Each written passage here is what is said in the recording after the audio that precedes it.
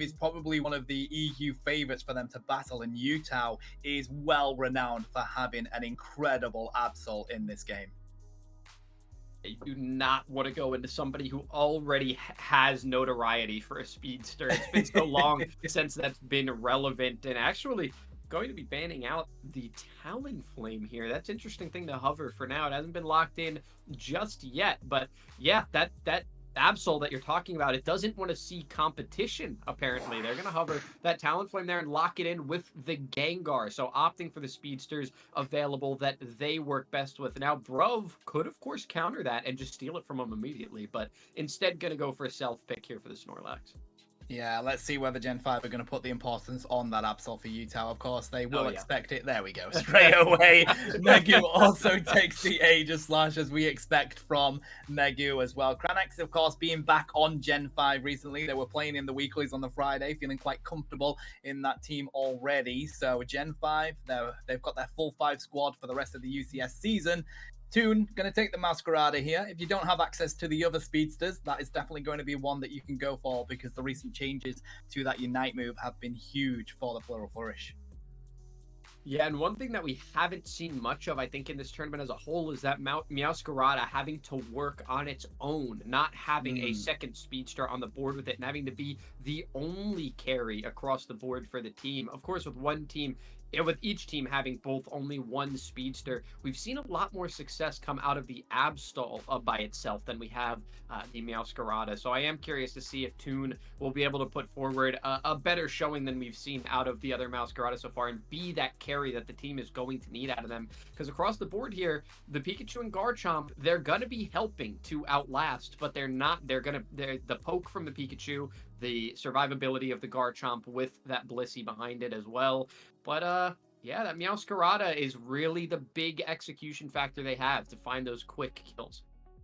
I was going to suggest a Metagross, you know. I was going to suggest it, and Kranix picks it up. So I like this. Metagross at the moment is definitely one of those where they feel comfortable on. It's underrated in the sense that it can really cause a lot of action. So yeah, no, it's actually Qatar that was with Gen 5 earlier. Apologies. Kranix is here now to fight alongside them, and they're feeling quite comfortable on it. That's the main part. Lunda here with the Mewtwo Y as well is going to be interesting, Speedy, of course, because it's difficult to catch, and Ghatlue is going to try and utilize that Dragon Rush to see if they can go for it, but Teleport just gets it out so quickly. I think that something that Gen 5 are doing here is what we talked about 2 games ago, which is play to your own strong suits. Don't just play for the counter. We talked about not banning for the counter, but right now they're playing for themselves, really. They have that Mewtwo to ensure survivability, but really that Mewtwo is good right now. It's not just a counter pick. It is something that is really solid and holds its own on the team. It's got a place in the meta as a whole. So picking it isn't just trying to counteract what you see on the other side. It's something that's solid to have no matter what. If you're running into maybe a 0 speedster comp, you wouldn't be as likely to pick it, but even just the Meowscarada by itself warrants having that Mewtwo around to say, oh, I see you in the bushes, you're going to stay right there, not letting you get out this time. You're going to stay right there, and we're going to hang out for a little while. Here we go, game 1 of the winners finals. Nouns Esports on your purple side, Gen 5 here on your orange side.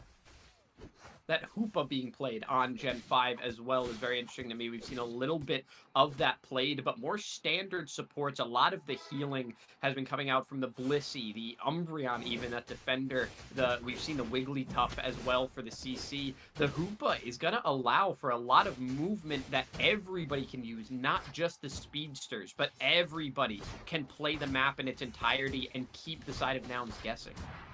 Yeah, some good aggression here from Gen 5, especially on the Hooper, but of course Gibble can do a decent amount of damage, and it seems like they do want to go for it. And of course Honehedge doesn't have that difficult of an early game with the recent changes onto it. They're trying to see if they can find Gibble, and yes they do. Quick KO here from Gen 5, and here comes Utah, level 5 on Absol. They do have to back up in that top lane, but Nouns Esports does the same down here in this basement lane. Yeah, and you don't like to see that Utah didn't even have to do anything this time around. Came down from the jungle and said, oh, you guys cleared out the gold? Cool. I'm going to go ahead and score with you real quick. And I'm going to head back down to jungle. I didn't even need to pick up any eliminations for you there. So a really easy back out. And now it does look like Gen 5 are going to have just a little bit of early pressure at the top. But here in the bottom, things aren't looking quite the same. Nouns are having a lot of control. They've even brought their Blissey down to help out with that. And now they have almost full capped that tier 1 already. Ooh, did they manage to steal the blue buff? Yes, they did, bro.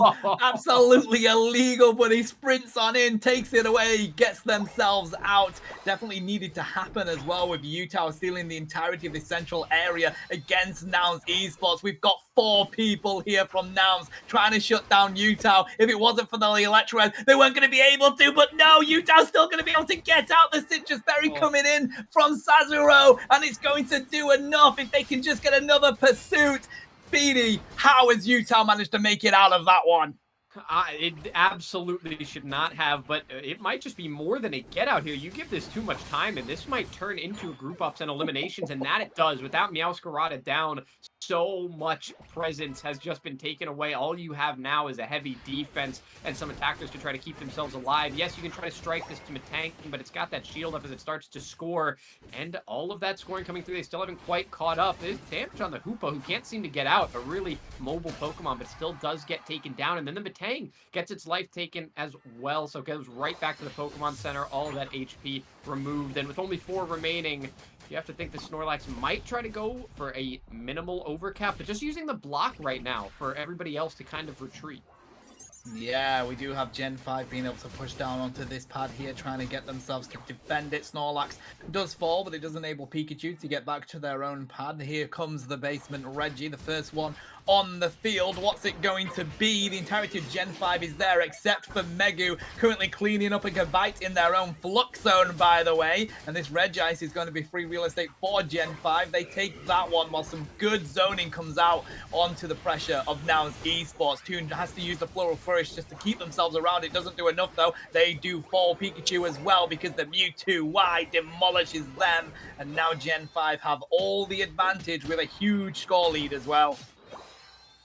They really do. They've got both the top and basement pressured right now, and it looks like they're splitting their attention. Both sides are kind of splitting their attention. They've disrupted a little bit, but most of it's going to go to this top here. They are really, really pushing this Gabite into their side, not wanting it to escape. So they find that elimination. It's not really the best knockout that you look for on the board, but a really, really nice play out of the bushes, that hidden Meowscarada we always talk about. But it doesn't find any knockouts right now. In fact, Absol using that Unite there for the moment and doesn't catch anything.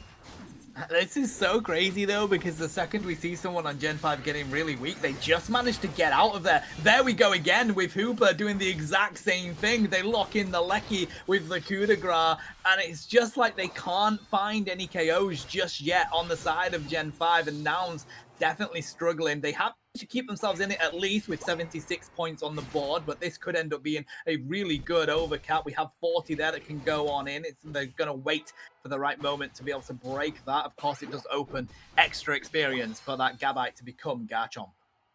Yeah, both of those goals right now are looking heavily threatened. They can be scored on at any time, and it's going to be right here. That's that overcap for 40 that puts Gen 5 at a huge lead, over 100 points now as we come down to the 5-minute marker halfway through the game. There's a big presence from Nouns down here at the bottom waiting for that Reggie to spawn in, but it looks like they're being a little bit weary about the top lane here. They're trying to wait for an opening, but Nouns are wisely keeping some presence up there. It's going to be difficult as well to handle Garchomp here. Ghatlue, they definitely know somebody's here. They know they're going to try and do something. Nice 6-dunk will go in, but they do manage to grab Aegis Slash. Of course, the wide guard is going to go up, give them all of those boosted, whilst the rings were let loose down here. And Utah comes down, pops the Midnight Slash, takes that objective for their team, and now they have to quickly retreat because the Floral Flourish was utilized. Here's the Thunderstorm as well. They take down Metagross and Hooper. Now they're backed up to their T2 pad. But they did get the objective, giving huge KOs, though, over to the side of Nouns Esports. Might not be what they wanted coming out of that. No, and also Gen 5 do use that Hoopa Unite. They do end up getting that Unleashed form out. and it doesn't really work for much of anything. You'd like to still have that one online. Hoopa can make such a big difference in this game. Of course, Hoopa still does make a big difference even when that Unite isn't available, so maybe not the worst thing to have out there, but right now they're only working with 2 when we're coming down to the last 2 minutes of being able to use them. Probably not going to want to use these before the Rayquaza comes up. So now you're coming off of a lost team fight with no real huge utility to work with. Rightly so. We do see the compute and crush go up. They aren't able to put the stadium up because they didn't scan enough people, but it is going to go 1v1 against Ghatlue here on the Garchomp, but that's not what Metagross wants to do. The Livid Outrage comes from Garchomp as well, but with Snorlax falling, they are a bit on their own here. They do eventually go down. Gen 5 finding the answer. Absol taking the 2 KO. They're going to take this Lecky as well. We have a level 14 Absol on the field here, Speedy, and we've got 3 minutes left in this game. Yeah, that Absol has done a great job of securing both eliminations and objectives. With no Talonflame on the board, it has a much easier time. It has so much less to combat in securing those. So, although a few of the members of Gen 5 do fall here, it was good for them to secure that Regieleki. There will be one more Reggie coming online here at the bottom in 15 seconds, but neither team is really ready to fight it yet. In fact, we see a double KO, a right back-to-back. Go ahead and trade that one out. Fair game from the Speedsters. And with that, Nouns Esports are now only 4 points behind in this game. Very well played by them to get themselves back into it. We're 30 seconds from Rayquaza here. It seems like both teams want to show their face for this Red Giants, but Gen 5 are going to back off slightly. The Metagross isn't having as easy a day as it usually does have in this matchup. Pairing that Garchomp with the support has been huge for Nouns Esports. A little bit of a free Regice for them there. It's not always the optimal target to go for, but it's better than nothing, and giving it up for free definitely does raise some flags for Gen 5 here. They show that they're not quite prepared to take that one, and they're setting more for the Rayquaza, so we'll see if that cap of the Regice is going to help Nouns Esports here. They're going to kick it off with this Rayquaza fight. In fact, they're going to start it up top. They're going to move out a little bit.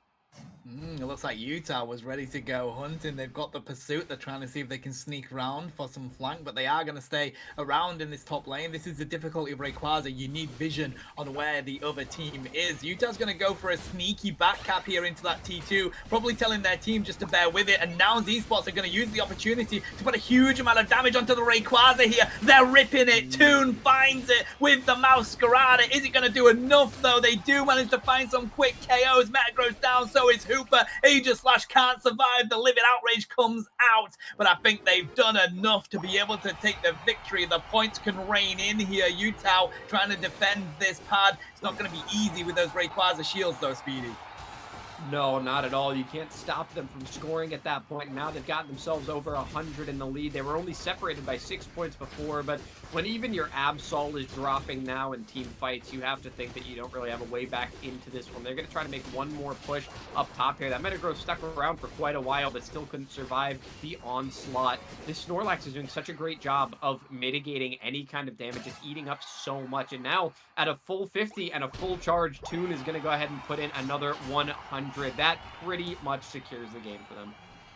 Yeah, and I gotta say, it did feel like Nouns Esports were on the back foot for the majority of that game. They did really well to come into it within those final moments and get that Rayquaza to be such an important moment, but Utah was destroying people on that Absol. They were level 13 at the 4-minute mark, by the way, so it kind of really showcases how good they are on that Pokemon. And will that be something that Nouns Esports go back to the board with and think, do we let them on that Pokemon? I'm not sure whether that's a good call. Yeah, the ban phase of the next one is going to be very interesting. Nouns Esports have now officially taken the first... Officially, I just made up a word, I think. Nouns Esports have now officially taken the first game in this series against Gen 5. They are going to go 1-0, which puts them at match point of sending themselves to grand finals. And it is really interesting to see that in that one, Desu is the player that ended up getting the highest score, taking an 85 in overall score as well. And then if we take a look at the battle data, I'm really interested to see if the damage was more even across the board, because it didn't feel like the Meowscarada was trying to go for that same carry kind of game as the Absol, and I would be very, very wrong. Great play by both of these teams. It was really Gen 5 finding a way to be dominating majority of it, but then Nouns Esports utilizing, they left Ghatlue in that top lane as they like to do on those heavy all-rounders, and it worked for them because of course they managed to get the levels they needed and the stacks they needed, and they came into the fight at the right moment. Bruv doing 79k damage here on that Flail Snorlax is crazy, Speedy. It's like, yeah, the most damage on their team as a Flail Snorlax is ridiculously good. yeah, that is quite insane. 79, almost 80,000 damage from the Snorlax. Highest in the lobby, too. It wasn't even just on the team. It was in the entire lobby. Nobody was doing as much damage. That was, ooh. All right, well, I learned something new today. Snorlax can do that. There's even more to be scared of. But now I think there's a lot of questions for Gen 5 on the ban phase here of, you mentioned at the end of the last game, what was the main problem? Nouns Esports did such a good job of spreading the importance of every single role that you really don't know what the key feature to their win was. Maybe you have to try to counter them with your own composition instead. It's not something that you want to be put back on, is having to change the way that you play, but it might just be what they have to do, because no matter what you ban here, you're leaving a lot of things that really would worry you from that game one still on the table. Yeah, I mean, of course, we know right now that it's how powerful these speedsters are in the game. We've seen Talonflame and Gengar banned, but then Nouns went for that first pick of Snorlax, which is completely understandable. It is a very good defender and probably does well against the speedsters, for as well as the defender can do right now. But maybe taking that Absol might have been a good play, Speedy, because Ghatlue is very comfortable on Absol, so you do have a player that's able to utilize it, and then you limit what Gen 5 can do, because it doesn't matter what they're coming up against. Yutao is always very comfortable on that Mon before it was even buffed, and now it's at a stage where it's pretty much broken. So if you have a really comfortable player on that Pokemon and it gets buffed the way that it has, it's got to be the kind of thing that you look at to take out of this game. Well, I will say for the very first time, we saw Absol lose the 1v1 matchup, but it wasn't against a speedster, it was against a Snorlax. So, very interesting back and forth that we're seeing here. Now, Nouns hovering that Gengar, deciding that that's a speedster that they are not interested in using here. And then another one on the other side. It's going to be that Talonflame. I would be very curious to see if we see 3 speedsters banned out in this one, and it looks like it might happen. No! They're head. Oh, wait! Maybe. No! They teased me! I really thought we were going for it. It was the Meowscarada, and then it was... Oh, then it was the Absol, and now it's going to end up being the Pikachu. The Pikachu? All right, if you say so. I think they were rushing back to a speedster there, but he had just got caught out on the timer with Pikachu being banned. Okay, interesting. Definitely teasing us on that one. Snorlax is going to be locked in straight away by Bruv again. They're very comfortable on it. Why wouldn't you take it? It is so good in this game right now. Yeah, especially in the hands of Bruv. Has been playing Snorlax most of this game. We've seen on very little else. I think we've seen them playing in this one. Maybe Nouns play. I'm trying to remember if they played Trevenant at one point, but either way, Bruv has been playing a lot of Snorlax here. This time, Crane is going to be going for that the Umbreon, and Megu going to be staying on that. Sorry, not staying. Megu was playing the Metagross last time, and this time is going to be playing that Aegislash. So very interesting here to take that one over first. Nouns Esports, importantly, take the double speedster. So there will be none available for Gen 5 at this point. That's really interesting by Cranix. They lock in the Umbreon rather than giving Yutao access to their Absol again, and now they give it over to Nouns Esports. They must have some sort of plan of trying to handle those 2 speedsters. They knew that Toon was going to take the Masquerada. They were debating banning it at one stage here, to be honest. So they knew that was coming in. They pick up Blaziken. They've got Sazero at least on the Hooper as well. Let's see what the final pick will be, because Indy's taken the Sableye, and Adesu yet again is going to lock in this Espeon pick.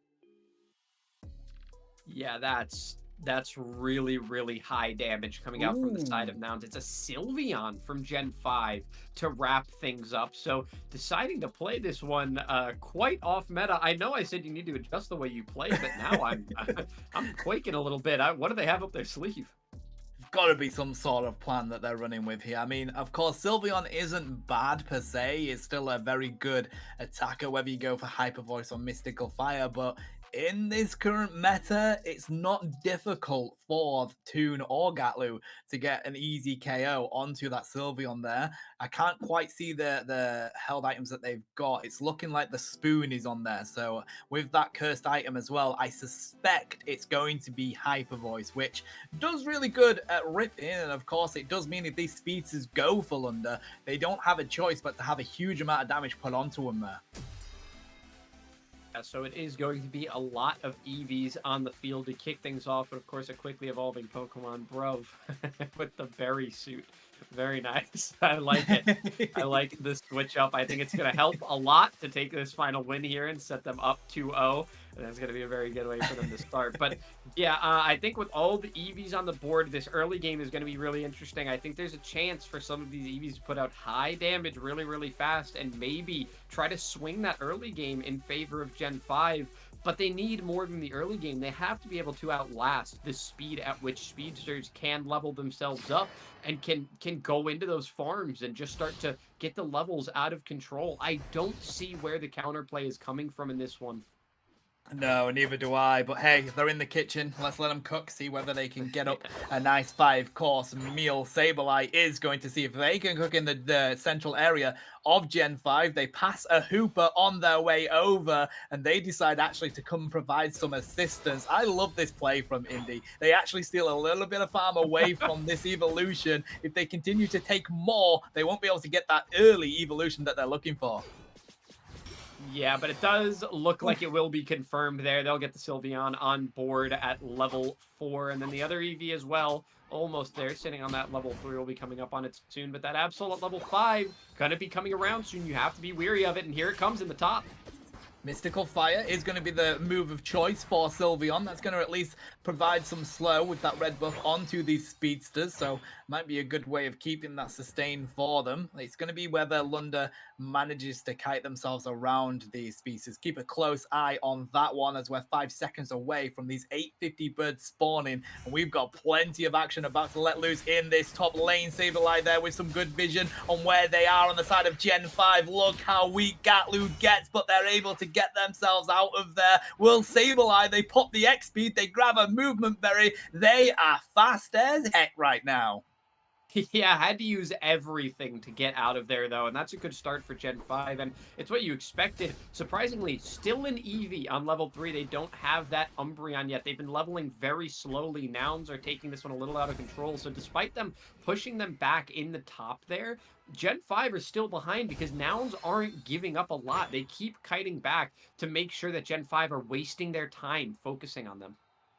And I just love how much of a nuisance Indy is being there. They just want to throw up that little symbol that says, hey, I'm around. You need to think about me. They do pick up Lunda with a good stun, but they're able to get out. The Psycho Cut didn't connect. Not enough slow onto Sylveon, so that's a good escape for them. But yeah, Ghatlue is at level 8 right now. They might have their Unite move before these first objectives spawn, by the way, Speedy.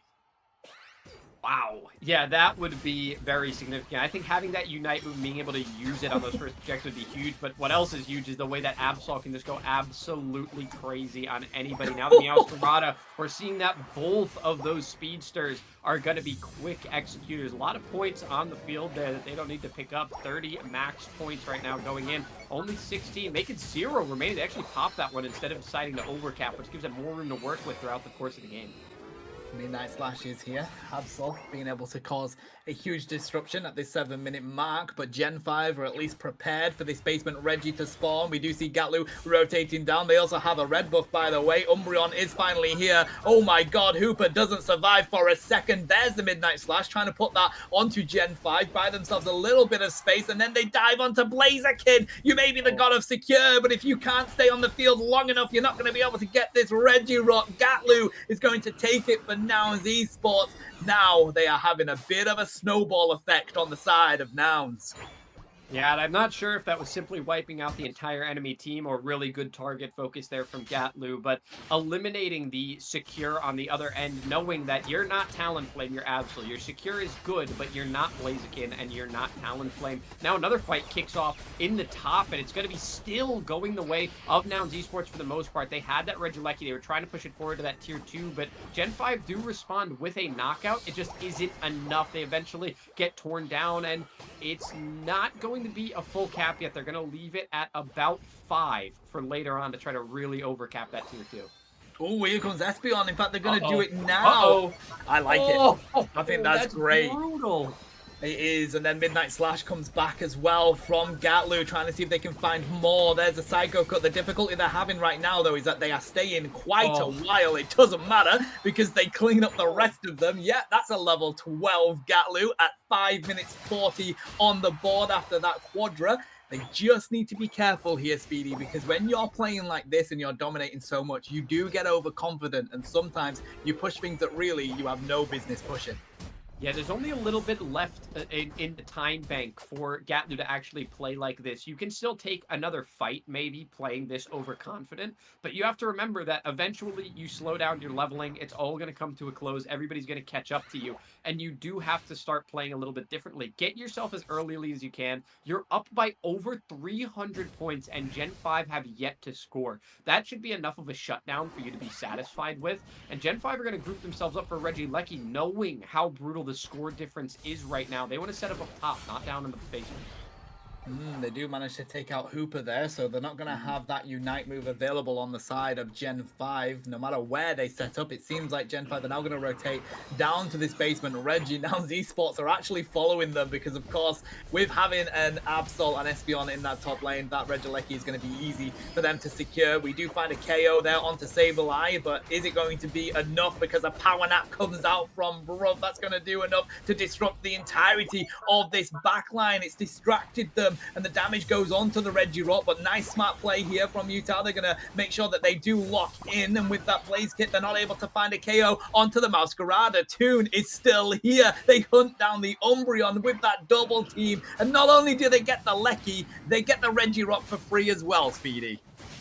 Getting both of those objectives is so rough on Gen 5 right now, who still have yet to put a point on the board. I really love to see that both of the speedsters are having significant impacts in the game right now. It's not just the Absol running away with the game, but the Meowscarada assisting in some way. Meowscarada is having their own impact on this entire game, sometimes taking a completely separate lane like we see right now. Gonna be holding space on their own, confident that they can take this fight and find some elimination. Doesn't need the Absol's damage. Pops that Unite, doesn't find anything for it yet, but the team will be there to back them up, and eventually, with Meowscarada finding something down on bottom on the Sylveon, they're trying to collapse in, but the Aegislash and Umbreon want to take this fight. They managed to sneak in the 50 to the T2 as well. 377 to a fat donut on the board for Gen 5 so far. That is so tough here, Speedy. And of course, if Nouns do manage to find themselves at least 500 points up, they don't even need to be concerned about Rayquaza. Of course, we also have another Lecky that's going to spawn, another wing condition that Nouns Esports can push if they want. Gen 5 have to show for this. They can't let that go to the side of Nouns Esports.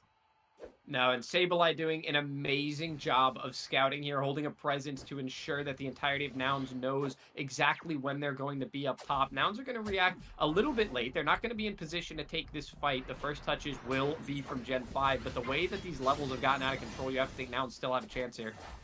Ooh, we do have a dash onto Absol there from the Aegislash, but it doesn't matter. Ghatlue manages to take them out, and this might be where they take the ace. The rings are let loose 20 seconds before Rayquaza because of this battle, and Bruv still finds the Lecky. That's a good secure from them, and they have to defend this to Gen 5. If they don't, that's going to be the win for Nouns Esports, and of course, whilst they have to defend it, they can still rip the Rayquaza if that's what they want to do. Great play from Nouns here. They're going to continue to push on in. Sylveon does fall, and this Hooper is on 1 HP and a dream, Speedy. Look at Bruv trying to see if they can sneak in at this Lecky. The defense is on. They are back here on the Absol. Is it going to be enough to rip the Rayquaza, though? What a huge amount of zoning Nouns Esports are currently doing. They've managed to get that Lecky down. Can they score the 42? Yes, they can. 461 points. The rip is on if they can secure this objective. But here comes Absol. Ghatlue takes it. 461 points to 0. We're going to have a shutout for Gen 5. This has been a huge game for Nouns, the most dominant game that I have seen of competitive Unite so far. They're all attacking that home goal right now on the side of Gen 5. They pushed themselves past 500 and have the Rayquaza. We know exactly what way this one is going to go. At this point, it's a question of whether Gen 5 are even going to be able to touch any of the goals and put something on the board. That Absol was non-stop. The entire game, there was zero way to shut it down. And that looks like the consequence of not running a Speedster right now. There is no counter. We are in a Speedster meta. And if you play 0 into 2, you are not going to win. So Gen 5, they gave that one up in the draft phase.